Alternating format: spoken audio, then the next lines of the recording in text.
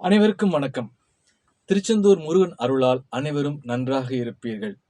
வருகின்ற 2025ஆம் ஆண்டு சிம்ம ராசிக்காரர்களுக்கு எப்படிப்பட்ட பலன்களாக இருக்கும் என்பதை பற்றி இந்த பதிவில் பார்ப்போம். பொதுவா சிம்ம ராசி என்பது நெருப்பு ராசி, ஸ்திர ராசி. அதாவது சூரியன் அங்கு ஆட்சி வீடு. இப்போ பார்த்தீங்கன்னா வருகின்ற மார்ச் 29ஆம் தேதி சனி பெயர்ச்சியாகிறார். அதாவது உங்களுடைய சிம்ம ராசிக்கு பார்த்தீங்கன்னா, அவர் கும்ப வீட்டிலேருந்து அவருடைய மீன வீட்டிற்கு பெயர்ச்சி ஆகிறார். அதாவது 8ஆம் இடத்திற்கு அவர் பெயர்ச்சி ஆகிறார். 8ஆம் இடத்துக்கு பெயர்ச்சி ஆகும்போது அவர் அஷ்டமத்து சனியாகவே அவர் செயல்படுவார். ஸோ இதில் நீங்கள் என்னன்னா, நீங்கள் ஒரு முடிவு எடுப்பீங்க. இப்படி பண்ணலாம், அப்படி பண்ணலாம் அப்படின்னு சொல்லி ஒரு முடிவு எடுப்பீங்க. ஆனால் அவருடைய வேலை என்ன பண்ணுவார்? அவருடைய வேலையை அவர் செய்வார்ல. அவர் உங்களை திசை திருப்பி வேற மாதிரி தவறான முடிவுகளை எடுக்க வைப்பார். ஸோ அதனால முடிவு எடுக்கிறதுல நீங்க ரொம்ப ஜாக்கிரதையா இருக்கணும். அஷ்டமத்து சனியாகவே அவர் செயல்படுவார். அதே மாதிரி பாத்தீங்கன்னா, இப்ப இருக்கிற வேலையெல்லாம் விட்டுட்டு வெளிநாட்டுக்கு போறேன், இந்த மாதிரி வெளிநாட்டுல வேலைக்கு முயற்சி பண்றேன் அப்படின்னு ரொம்ப ரிஸ்க் எடுக்க வேணாம்னு சொல்லுவேன். ஏன்னா அஷ்டமத்து சனி நடைபெற போகுது. நீங்க ஒண்ணு எதிர்பார்த்துட்டு போவீங்க. அப்புறம் அங்க பார்த்தா அது தலைகீழாக அது நடக்கும். அதை நான் விவரிக்க விரும்பல. ஏன்னா இப்போ நிறைய பேர் பார்த்தீங்கன்னா, இப்போ ஒரு வேலைக்கு நார்மலா போய் ஒரு வெளிநாட்டுக்கு வேலைக்கு போறாங்க. அப்புறம் பார்த்தா ஒட்டகம் மேய்க்கிற வேலை. இது மாதிரி இது விளையாட்டுக்காக நான் சொல்லல. இது மாதிரி ஒரு ஏமாற்றப்படக்கூடிய சம்பவங்கள், ஒரு மனக்கசப்பு ஏற்படக்கூடிய விஷயங்கள். அதனால இருக்கிற வேலையில நல்லா இருங்க. அது மாதிரி வெளியில போற மாதிரி வாய்ப்புகள் இருந்தா, நல்லா தீர ஆராய்ஞ்சு போங்க. இல்ல சேஃப்கார்டா இந்த சமயத்துல இருக்கிறதே பெட்டர்ன்னு தான் சொல்லுவேன். அதே மாதிரி வெளியில வாகனங்கள்ல போகும்போது, டூ வீலர்ல போகும்போது குறிப்பா ஹெல்மெட் போட்டுக்கோங்க. ஷூஸ் போட்டுக்கோங்க. உங்கள எவ்வளோ தூரம் தற்காத்துக்க முடியுமோ நீங்க தற்காத்துக்கோங்க. ஆனா, நீங்க என்னதான் தற்காப்போட இருந்தாலும், எதிர்ல வர நம்மள எதிரா வரவங்கள நம்மள சொல்ல முடியாது. எப்படி வராங்க அப்படின்னு சொல்லிட்டு. அவங்கள நம்ம கண்ட்ரோல் பண்ண முடியாது. அதனால கூடுமான வர இப்போ சிம்ம ராசிக்காரர்கள் இரவு நேர பயணங்களை தவிர்ப்பது ரொம்பவே நல்லதுன்னு சொல்லுவேன். அதே போல குடும்பத்துக்குள்ள பார்த்தீங்கன்னா, கணவன் மனைவிக்குள்ள தேவையில்லாத சண்டை சச்சரவுகள் வரும் காலங்கள்ல உருவாகும். ஸோ, அதனால விட்டு குடுத்து போங்க. தேவையில்லாம கணவன மனைவி சந்தேகப்பட்டோ, இல்ல மனைவிய கணவன் சந்தேகப்பட்டோ, விபரீதமான அது முடிவுகளை எடுக்கக்கூடிய விஷயங்களாக அது அமையும். அதனால கண்டிப்பாக கொஞ்சம் பொறுமையோட இந்த காலகட்டத்த பொறுமையா இருந்தீங்க அப்படின்னா, பொறுத்தார் பூமி ஆழ்வார்ன்ற ஒரு பழமொழிக்கு ஏற்ப உங்கள் வாழ்க்கை சிறப்பாக இருக்கும். இந்த காலகட்டத்தை நீங்கள் சற்று கடினமாகத்தான் கடக்க வேண்டும். ஏன்னா, அஷ்டமத்து சனி உங்களுடைய ஹெல்த்து, வெல்த்து, ரிலேஷன்ஷிப்பு எல்லாத்துலயுமே டிஸ்டர்ப் பண்ணும். அப்ப இதுலேருந்து தப்பிக்கிறதுக்கு எனக்கு வேற வழியே தெரியல. எனக்கு என்னதான் வழி? எனக்கு என்ன பரிகாரம் அப்படின்னு கேட்டீங்கன்னா, மாதத்திற்கு ஒரு முறை ஊனமுற்றவர்களுக்கு நீங்க முடியாதவர்களுக்கு நீங்க இப்போ துணிமணி வாங்கி குடுக்கலாம். இல்ல ஊனமுற்றவர்களுக்கு நீங்க செருப்பு வாங்கி குடுக்கலாம். மாதத்திற்கு ஒரு முறை அன்னதானம் செய்யலாம். இதுபோல நீங்கள் செய்து வந்தால், சனியின் ஆட்டத்தை, அவருடைய விஸ்வரூபமான ஆட்டத்தை சற்று குறைக்கலாம். சற்று அவரை அ தணிக்கை, அதாவது எப்படி சொல்றது? சற்று அவரை சாந்தப்படுத்தலாம். அதுதான். என்னடா இவரு ரொம்ப பயமுறுத்துறாரே! இந்த மாரி இப்போ இந்த மாரி ரொம்ப நெகட்டிவா பேசுறாரேன்னு நெனைக்காதீங்க. அதாவது உண்மைய சொல்லி தான் ஆவணும் நாம.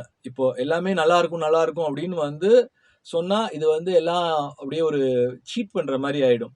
ஸோ, அதனால ரொம்ப பயந்துராதீங்க. இப்போ குறிப்பா உங்களுக்கு பார்த்தீங்கன்னா, நான் சொல்லக்கூடிய விஷயங்கள் இது ஒரு தனி மனித ஜாதகத்துக்கு வேறுபடும். இது பொதுவான பலன். இப்ப நான் சொல்லக்கூடிய விஷயங்கள் பார்த்தீங்கன்னா, இது உங்களுக்கு சனி தசை நடந்தாலோ, இல்ல சனி புத்தி நடந்தாலோ தான் மிகப்பெரிய பாதிப்புகளை குடுக்கும்.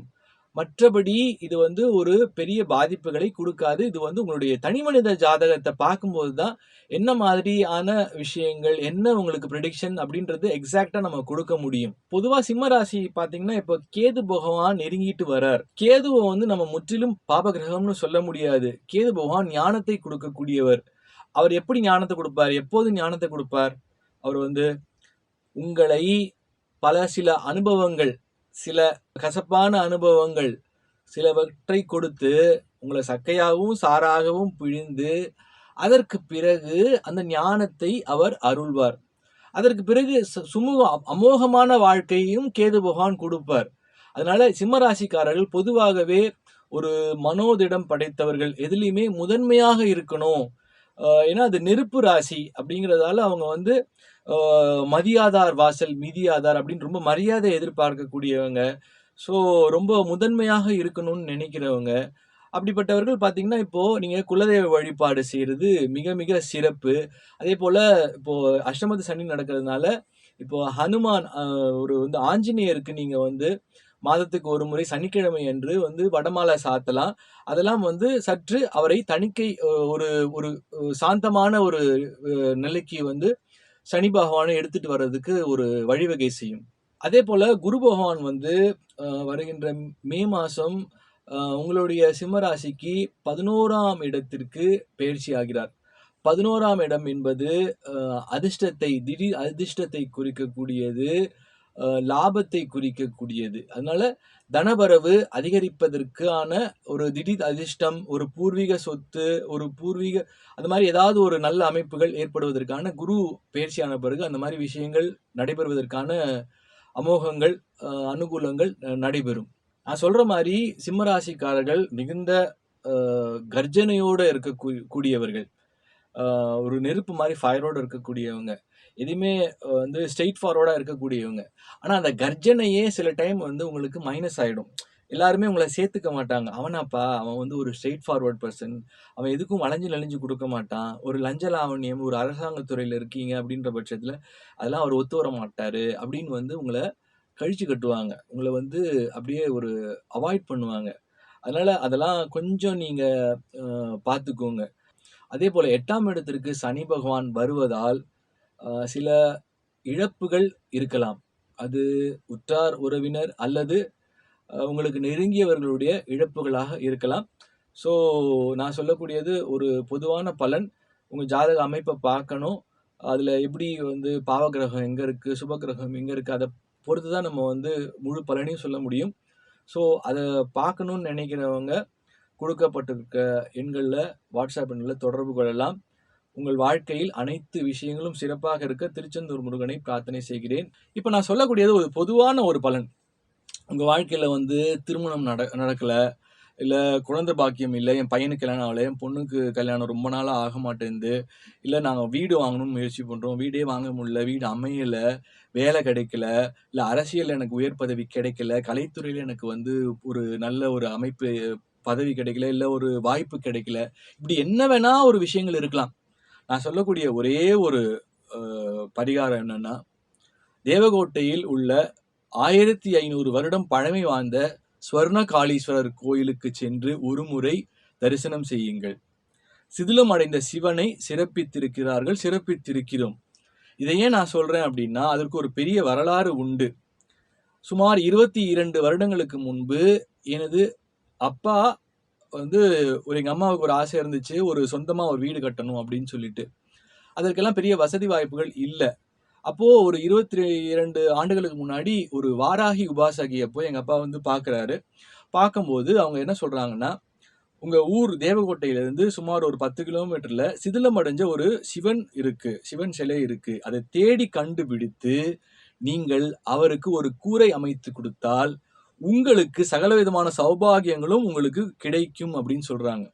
அதனால அந்த கோயிலை தேடி அவர் பல நாட்களாக அவர் அலைந்து, அதற்கு பிறகு அந்த கோயில் கண்டுபிடிக்கப்பட்டு முட்டக்குத்தி என்ற கிராமம், ராமேஸ்வரம் செல்லக்கூடிய வழியில முட்டக்குத்திங்கிற கிராமத்துல அந்த சிவன் வந்து சிதிலமடைஞ்சு போய் இருந்தது. அந்த சிவனுக்கு ஒரு சின்னதாக ஒரு ஒரு கூரை போல ஒரு ஒரு அமைப்பு ஏற்படுத்தி கொடுத்து அதற்கு பூஜை செய்து வந்தோம். அதற்கு பிறகு நடந்த அதிசயம் பார்த்தீங்கன்னா, அவங்க சொன்ன மாதிரியே நாங்க ஒரு பெரிய சொந்தமான ஒரு வீடை வாங்கினோம். பெரிய வீட வந்து வாங்குனோம். எதிர்பார்க்காத பெரிய வீட வாங்குனோம். அதற்கு பிறகு சென்ற ஆண்டு தான் அந்த கோயிலுக்கு, ஸ்வர்ணகாளீஸ்வரர் கோயிலுக்கு கும்பாபிஷேகம் நடைபெற்றது. ஜூன் 25, 2023ல. ஏன் இத்தனை வருஷம் அந்த கும்பாபிஷேகம் நடக்கலன்னா, சிவன் கோயில் கட்டுறது சாதாரண விஷயம் கிடையாதுன்னு நிறைய பேருக்கு தெரியும். ஸோ அதனால அவ்ளோ பெரிய போராட்டங்கள், அந்த போராட்டத்துக்கு பிறகு நிறைய பணம் செலவு. அதற்கு பிறகு சென்ற ஆண்டு அந்த கோயிலுக்கு கும்பாபிஷேகம் நடைபெற்றிருக்கு. அம்பாள் பேர் மங்களாம்பிகை. அந்த மண்ணை மிதித்தாலே சாமானியமா அந்த கோயிலுக்கு வந்து உங்க கர்மா அலோவ் பண்ணுச்சு, இந்த வீடியோவை பார்க்கக்கூடிய வாய்ப்பு கிடைச்சது அப்படின்னா, நீங்க வந்து அங்க போய் அந்த இடத்துல நீங்க காலை மிதிச்சீங்கன்னாவே உங்கள் வாழ்க்கையில் நீங்கள் தொட்டதெல்லாம் துலங்கும். உங்கள் வாழ்க்கையில் கண்டிப்பாக நீங்கள் ஜெயமாகுவீர்கள், வெற்றியை பெறுவீர்கள். அதனால இந்த தகவலை முடிந்தவரை கூடுமானவரை உங்களுடைய அறிந்த வட்டங்கள் தெரிந்த வட்டங்களுக்கெல்லாம் நீங்க பகிருங்க. பகிர்வதன் மூலமாக உங்களுக்கு ஒரு நல்ல சத்கர்மா சேரும். அதே போல அது பெரிய கோயில், அது போய் பார்த்தீங்கன்னா தெரியும். அந்த கோயிலுக்கான வளர்ச்சி பணிக்கு, ஸ்வர்ணகாளேஸ்வரர் கோயில் வளர்ச்சி பணிக்கு நிதியளித்து உதவ நினைக்கும் நல்ல உள்ளங்கள் உங்களுடைய கொடுக்கப்பட்டிருக்கும் வங்கி கணக்கில் உங்களால் முடிந்த நிதியை அனுப்பலாம். இந்த வீடியோ உங்களுக்கு பிடிச்சிருந்தா லைக் பண்ணுங்க, ஷேர் பண்ணுங்க, சப்ஸ்கிரைப் பண்ணுங்க. நன்றி, வணக்கம். மேலும் பல அபரிமிதங்களுடன் உங்களுக்கு ஆற்றலாகவும் நம்பிக்கை ஒளியாகவும் ஏஎல் சூர்யா. இந்த பதிவு உங்களுக்கு பிடித்திருக்கும் பட்சத்தில் இதனை உங்கள் நண்பர்களுக்கும் நல் உறவுகளுக்கும் பகிர்ந்து